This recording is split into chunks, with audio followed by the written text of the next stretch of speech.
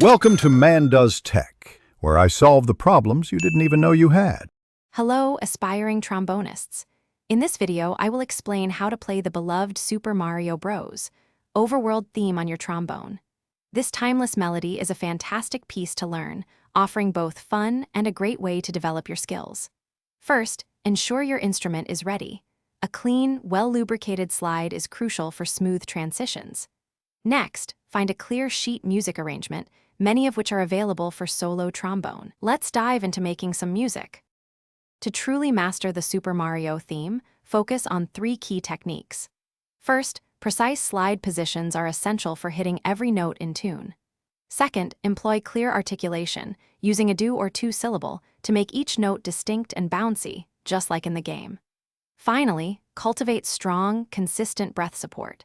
This allows you to play longer phrases smoothly and control your dynamics, bringing the music to life with expressive power. Effective practice is the only way to truly conquer this tune. Begin by practicing at a slow tempo, using a metronome to build rhythmic accuracy. Gradually increase the speed as your comfort grows. Break the 28-measure theme into smaller, manageable sections, perhaps 4 to 8 measures at a time, to focus your efforts.